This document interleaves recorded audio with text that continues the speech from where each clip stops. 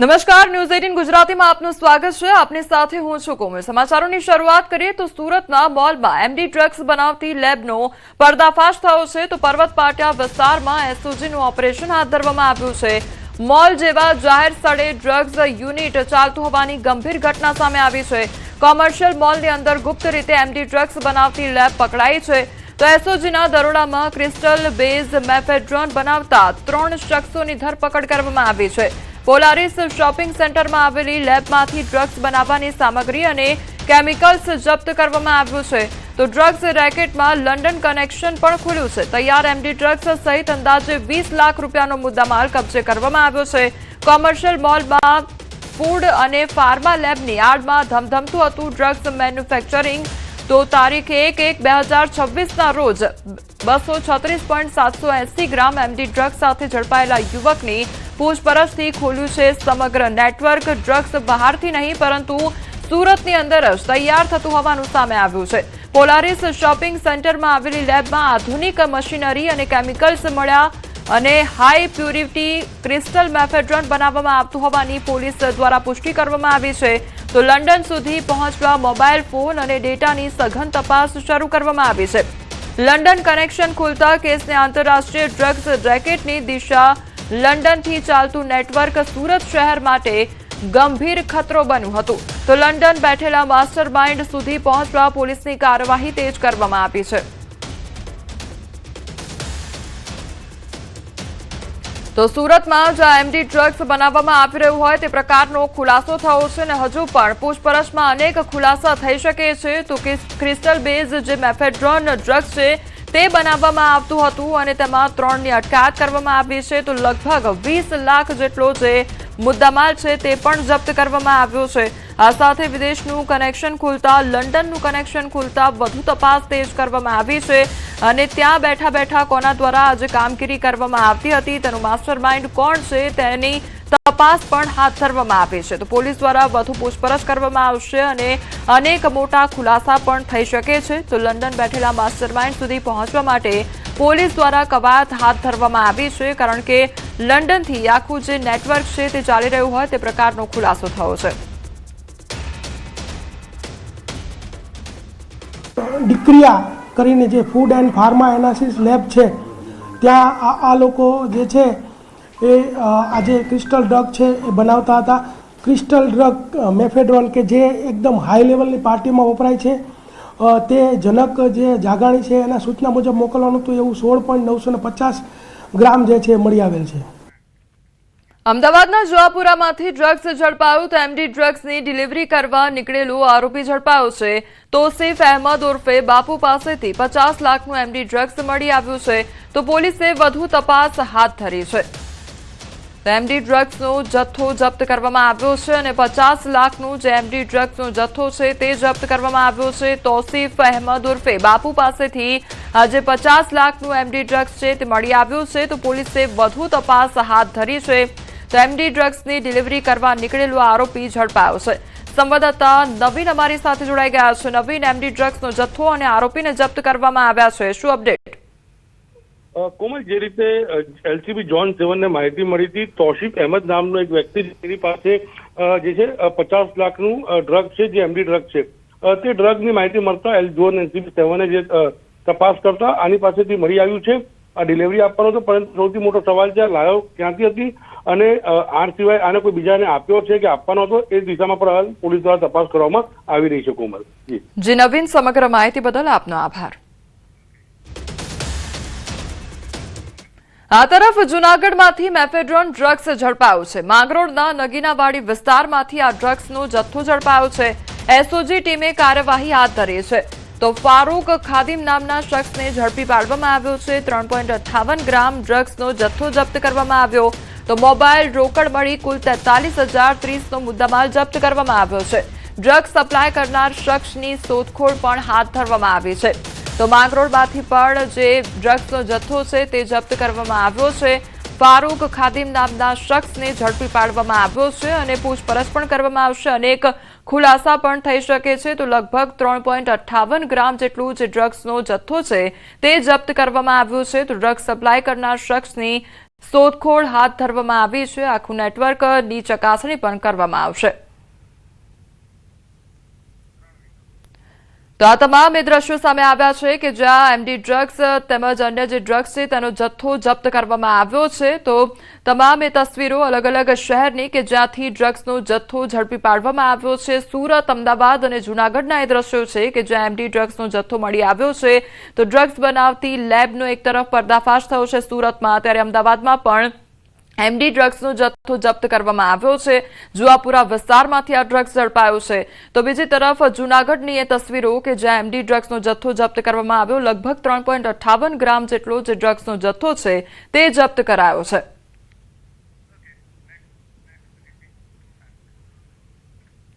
કુંકાવાવ તાલુકાના લુણીધાર ગામમાં રાત્રે ચોરીની ઘટના સામે આવી છે. સરદારા પરિવારના ખોડિયાર માતાજીનું મંદિરમાં અને સ્વામિનારાયણ મંદિરમાં અજાણ્યા ચોરોએ ચોરી કરી. ત્યારે ચોરી કરતા ચોરો ખોડિયાર માતાજીના મંદિરના સીસીટીવી કેમેરામાં કેદ થયા છે, જેના દ્રશ્યો હાલ સોશિયલ મીડિયામાં વાયરલ થઈ રહ્યા છે.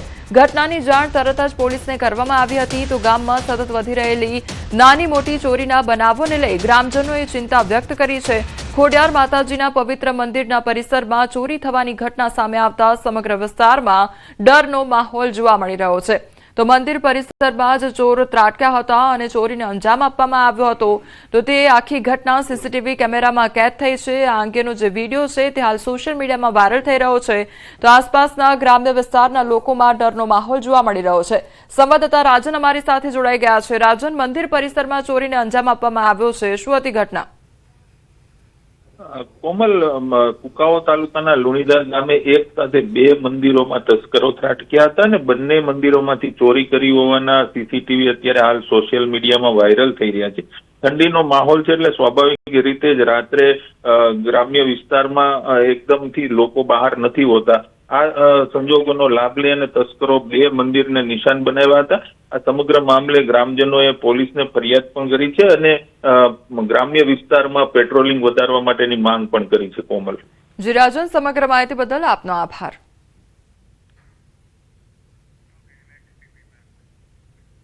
રાજકોટ શહેરમાં તોફાની તત્વો બેફામ બન્યા છે. ધોકા પાઇપ લઈને આતંક મચાવી દીધો છે. તો કટારિયા ચોકડી પાસેની સોસાયટીમાં અસામાજિક તત્વોએ આતંક મચાવ્યો છે. 4 થી 5 લોકોએ પથ્થરોના ઘા કર્યા. તો મારામારીની ઘટના સીસીટીવી કેમેરામાં કેદ થઈ છે. તો અસામાજિક તત્વોનો આતંક વધતો જઈ રહ્યો છે અને હુમલો કરવામાં આવ્યો હતો, તેમજ પથ્થરોના ઘા પણ કરવામાં આવ્યા હતા. 4 થી 5 લોકો આવ્યા હતા અને તેમના દ્વારા હુમલો કરવામાં આવ્યો હતો. મારામારીની ઘટનાને અંજામ આપવામાં આવ્યો હતો. આખી ઘટના સીસીટીવી કેમેરામાં કેદ થઈ છે અને તપાસના આદેશ પણ આપવામાં આવ્યા છે. ત્યારે ધોકા પાઇપ લઈને આ જે અસામાજિક તત્વો છે તેમના દ્વારા આતંક મચાવી દેવામાં આવ્યો હતો.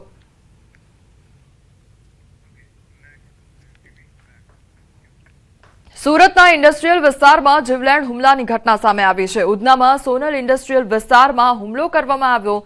તો રાજા બિહારી નામના યુવક પર હુમલો કરવામાં આવ્યો. ગંભીર હાલતમાં યુવકને હોસ્પિટલમાં દાખલ કરવામાં આવ્યો છે. જૂની અદાવતમાં હુમલો કર્યા હોવાનું સામે આવ્યું છે. તો વિસ્તારમાં અવારનવાર અસામાજિક તત્વોનો આતંક જોવા મળી રહ્યો છે. પોલીસના પેટ્રોલિંગ પર સવાલો ઉભા થયા છે. તો પરિવારજનોમાં રોષનો માહોલ પણ જોવા મળી રહ્યો છે. આરોપીઓ ખુલ્લેઆમ ફરી રહ્યા હોવાનો પરિવાર દ્વારા આરોપ પણ લગાવવામાં આવ્યો છે.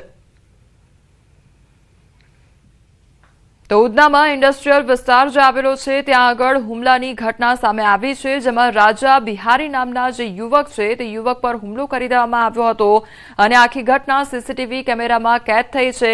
તો અનેક સવાલો પણ ઉદ્ભવી રહ્યા છે. તો જૂની અદાવતને કારણે આ જે હુમલો છે તે કરવામાં આવ્યો હોય તે પ્રકારનું પ્રાથમિક અનુમાન લગાવવામાં આવી રહ્યું છે. તો રાજા બિહારી નામનો જે આ યુવક હતો તેના પર હુમલો કરવામાં આવે છે. આખી ઘટના સીસીટીવી કેમેરામાં કેદ થઈ છે. તો બીજી તરફ ગંભીર હાલતમાં જે યુવક છે તેને સારવાર અર્થે હોસ્પિટલ ખાતે ખસેડવામાં આવ્યો છે. બનાસકાંઠાના ધાનેરા પંથકમાં ઓરીના કેસ આવતા હડકંપ મચી ગયો છે. આરોગ્ય વિભાગના ઉચ્ચ અધિકારીઓએ નિરીક્ષણ કર્યું તો ઓક્ટોબરથી ડિસેમ્બર સુધીમાં ઓરીના 9 પોઝિટિવ અને 37 શંકાસ્પદ કેસ નોંધાયા છે. છેલ્લા 3 માસમાં કેસો વધવાને કારણે ગાંધીનગરના ઉચ્ચ અધિકારી દ્વારા નિરીક્ષણ કરવામાં આવ્યું છે. ઓરીના કેસ ન વધે તે માટે આરોગ્ય વિભાગ એલર્ટ મોડમાં આવી ગયું છે. ગામડે ગામડે રસીકરણની કામગીરી હાથ ધરવામાં આવી છે.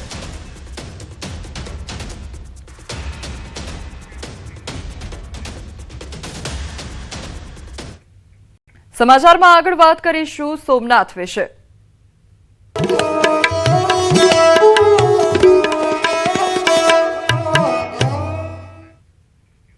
પ્રધાનમંત્રી નરેન્દ્ર મોદીના આગમનને લઈને સોમનાથમાં તડામાર તૈયારીઓ શરૂ કરવામાં આવી છે।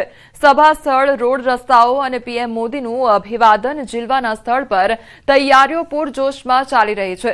આગામી 10 અને 11 તારીખે પીએમ મોદી સોમનાથ પધારશે તો પીએમ મોદી સોમનાથ મહાદેવની પૂજા અર્ચના બાદ 108 અશ્વો સાથે ભવ્ય રોડ શો કરશે। અંદાજિત 2 કિલોમીટર જેટલો લાંબો ભવ્ય રોડ શો કરશે। ત્યારે જેમાં 108 અશ્વોની વચ્ચે રહી પીએમ મોદી લોકોનું અભિવાદન ઝીલશે। રોડ શો બાદ પીએમ મોદી વિશાળ જનમેદની પણ સંબોધશે।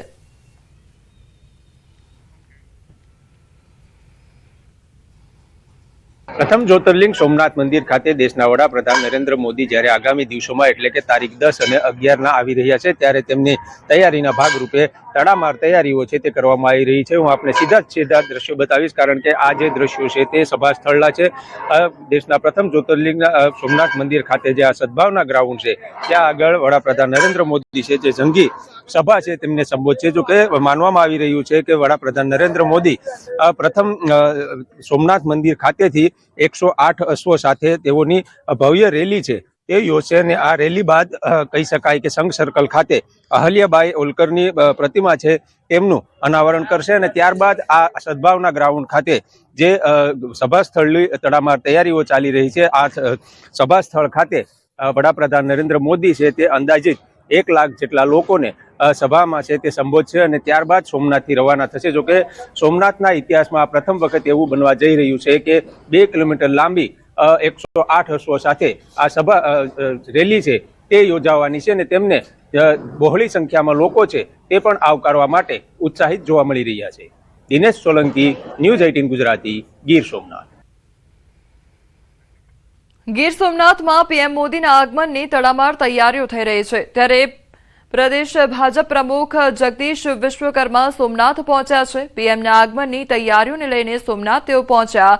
સાથે મંત્રી જીતુ વાઘાણી, ડોક્ટર પ્રદ્યુમન વાજા, કૌશિક વેકરિયા અને સાંસદ રાજેશ ચુડાસમા સહિત જિલ્લા ભાજપ અગ્રણીઓ પણ પહોંચ્યા। પ્રદેશ ભાજપ પ્રમુખ અને મંત્રીઓએ રૂટનું નિરીક્ષણ કર્યું તો સોમનાથ મંદિરથી શંખ સર્કલ સુધી રૂટ નિરીક્ષણ કરવામાં આવ્યું। ગ્રુપ નિરીક્ષણ બાદ પ્રદેશ ભાજપ પ્રમુખ અને મંત્રીઓનો કાફલો સભા સ્થળે પહોંચ્યો। સભા સ્થળનું નિરીક્ષણ કરવામાં આવશે। પીએમ મોદીની 108 અશ્વો સાથે 2 કિલોમીટર લાંબો ભવ્ય રોડ શો પણ યોજાશે અને ત્યારબાદ સોમનાથ પૂજા અને વિશાળ જાહેર સભા પણ સંબોધશે।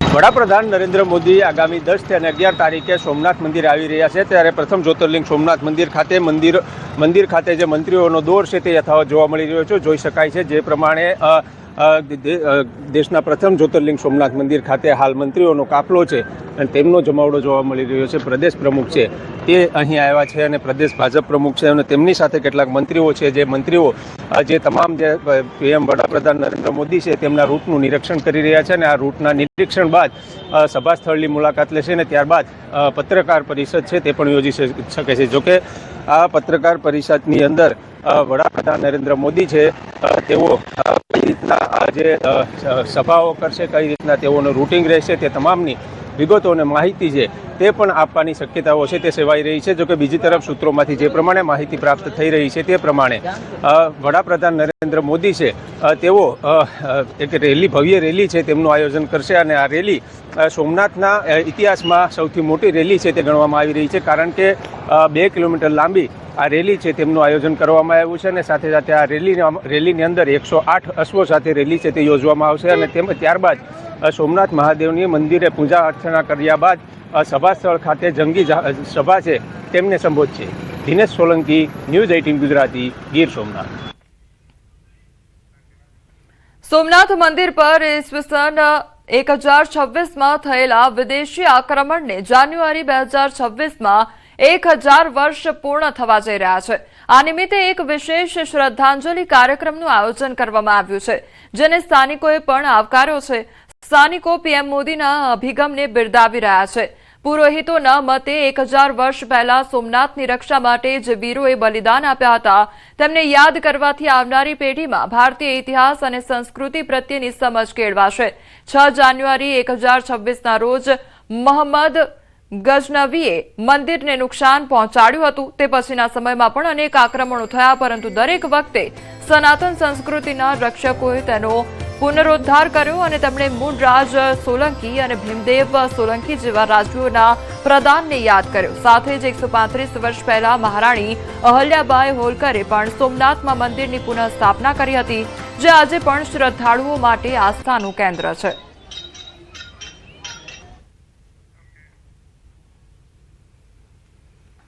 અને ખરેખર આ 1000 વર્ષ પૂર્ણ થવાના જે કંઈ પણ શહીદોને બલિદાન દેવાનું આયોજન કર્યું છે એ ખૂબ જ પ્રશંસનીય છે. અમે અહીંયા તીર્થ પુરોહિત સોમપ્રા બ્રાહ્મણ સમાજ પણ એમની પ્રશંસા કરીએ છીએ અને ખૂબ ભાવની લાગણી અનુભવીએ છીએ.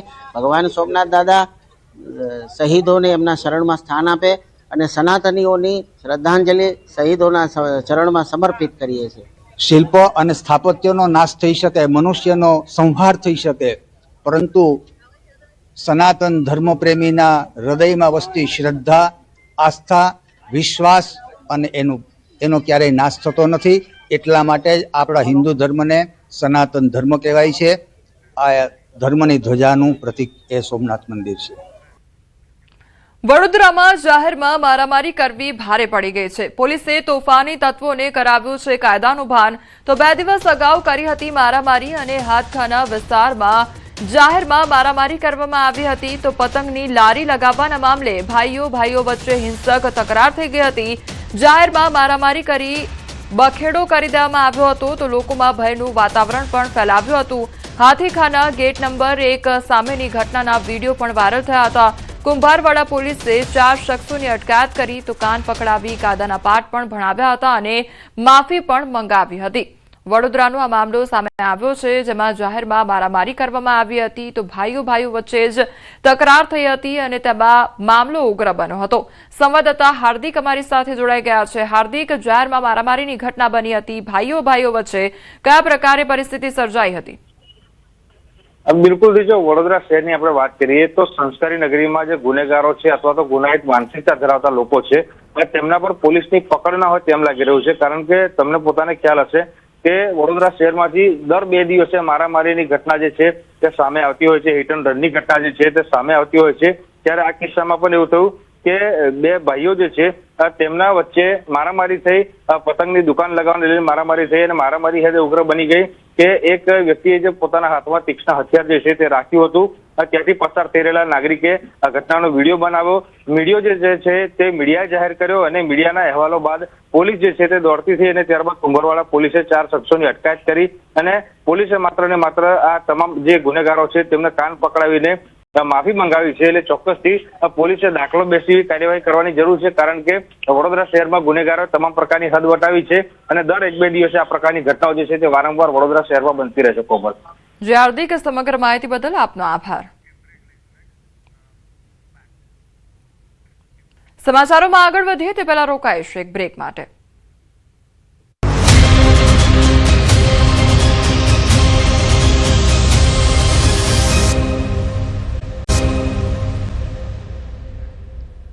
બ્રેક બાદ આપનું સ્વાગત છે. સમાચારમાં આગળ વધીએ તો દાહોદના કંબોઈ ધામમાં કોંગ્રેસના પ્રદેશ પ્રમુખ અમિત ચાવડાનો વિડીયો વાયરલ થયો છે. આદિવાસી સમાજના પ્રખ્યાત ઢોલ વગાડતા અમિત ચાવડા નજરે પડ્યા છે. તો જન આક્રોશ યાત્રાના સમાપન બાદ પ્રદેશ હોદ્દેદારો નૃત્ય કરતા જોવા મળ્યા છે. તો કોંગ્રેસની જન આક્રોશ યાત્રા છે તેનું સમાપન દાહોદ ખાતે કરવામાં આવ્યું, પરંતુ તે પહેલાના દ્રશ્યો સામે આવ્યા છે કે જ્યાં અમિત ચાવડા જે છે તે ઢોલ વગાડતા નજરે પડ્યા છે. તો બીજી તરફ જે કોંગ્રેસના હોદ્દેદારો છે તે નૃત્ય કરતા નજરે પડ્યા છે. યાત્રાના સમાપન બાદ પ્રદેશ હોદ્દેદારો દ્વારા નૃત્ય કરવામાં આવ્યું હતું. જન આક્રોશ રેલીનું જે સમાપન છે તે કરવામાં આવ્યું છે દાહોદ ખાતે. તો બીજી તરફ જે આદિવાસી સમાજના પ્રખ્યાત ઢોલ છે તે પ્રખ્યાત ઢોલ વગાડતા અમિત ચાવડા નજરે પડ્યા છે.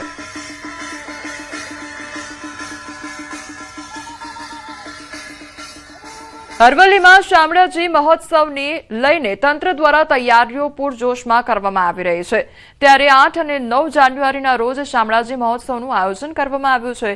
આ મહોત્સવમાં મુખ્યમંત્રી ભૂપેન્દ્ર પટેલ હાજરી આપશે તો સિંગર કિંજલ દવે અને ઓસ્માન મીર પણ સૂર રેલાવશે।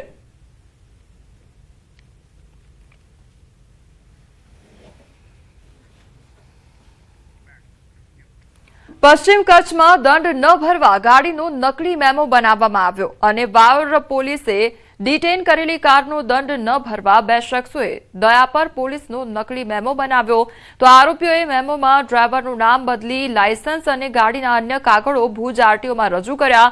આરોપીઓએ નકલી મેમો ભુજ આરટીઓમાં અસલી મેમો તરીકે રજૂ કર્યો તો ભુજ આરટીઓની દંડ ભરેલી સ્લીપ સાથે વાવર પોલીસ મથકે જતા પોલીસે શંકાના આધારે તપાસ હાથ ધરી છે તો ખોટા દસ્તાવેજ બનાવ્યા હોવાની જાણ થતા વાવર પોલીસે વિવિધ કલમો હેઠળ ફરિયાદ નોંધી। પોલીસે અબડાસા તાલુકાના હોથિયાઈ ગામના 2 શખ્સો સામે કાર્યવાહી કરી છે। આ 2 ઇસમો વિરુદ્ધમાં આરટીઓના નકલી મેમો બનાવીને પોલીસ સ્ટેશનમાં રજૂ કરવા અંગેના ગુના દાખલ કરવામાં આવેલા છે। આ જે મેમો છે એ ખોટો છે, દયાપર પોલીસ સ્ટેશનનો મેમો ખોટો બનાવેલો છે અને એ મેમો આરટીઓમાં એના આધારે 1500 રૂપિયાનો દંડ ભરીને આ ગાડી છોડાવવા માટે આ ભાઈ આવેલા છે। ખોટા આ રીતે ફોર્જરી વાળા ડોક્યુમેન્ટ્સ રજૂ કરવા બદલનો ગુનો દાખલ કરવામાં આવેલો છે। વડોદરાની હર્ષલ હોસ્પિટલ વિવાદમાં આવી ગઈ છે। તબીબની બેદરકારીથી સગીરાનું મોત થયાનો આરોપ લગાવવામાં આવ્યો છે તો પાણીની ગાંઠ હોવાથી સગીરાને હોસ્પિટલમાં દાખલ કરવામાં આવી હતી। સર્જરી વખતે તબીબ સગીરાના પેટમાં કોટન ભૂલી ગયા હતા। સર્જરીના 1 અઠવાડિયા બાદ સગીરાને દુખાવો થયો હતો તો બીજી હોસ્પિટલમાં સોનોગ્રાફી કરાવતા ખુલાસો થયો હતો। તબીબે ભૂલ સ્વીકારી અને 1.70 લાખ ચૂકવીને સર્જરી કરી। સર્જરી બાદ પણ સગીરાની હાલતમાં કોઈપણ પ્રકારનો સુધારો ન થયો તો સગીરાની હાલતમાં સુધારો ન થતા તેનું મોત નીપજ્યું છે।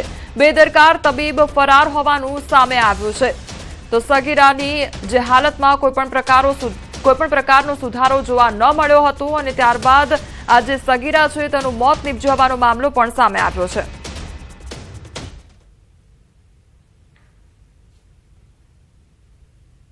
ઓપરેશન કર્યા બાદ ખબર પડી કે કોટનનું કંઈક કપડું અંદર મિસિંગ રહી ગયું છે, એના લીધે એને પેઇન થતું હતું અને પેઇન થતું એટલે બહુ જ દુખતું અને એના માટે ઓપરેશન કર્યું મકરપુરા હોસ્પિટલમાં। એમને બધું કપડું ને બધું કાઢી નાખ્યું પણ એને રિકવરી આવી નહીં કેમ કે કપડું 7 દિવસ અંદર આવીને અપડાઉન થઈને એને રિકવરી આવી શકી નહીં।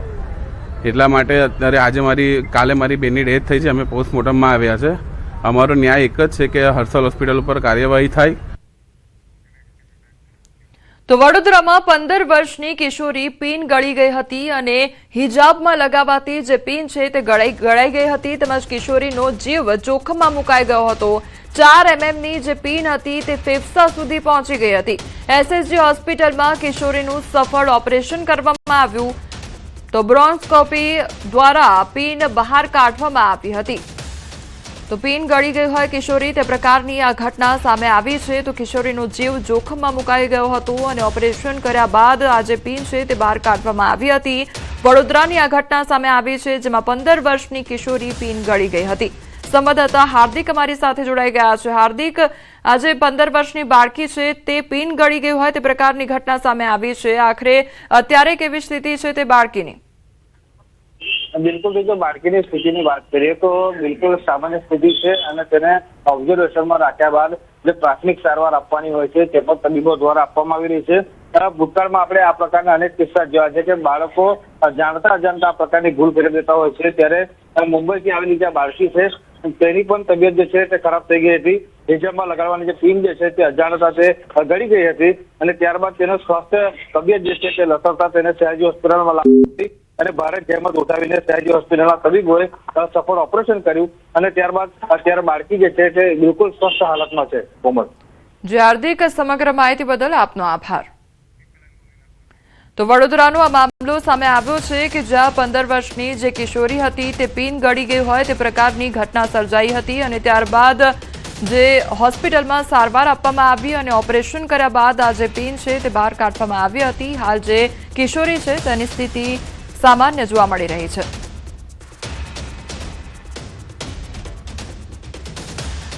હાલ સમાચારોમાં બસ આટલું જ. વધુ સમાચાર માટે આપ જોતા રહો ન્યૂઝ 18 ગુજરાતી. નમસ્કાર.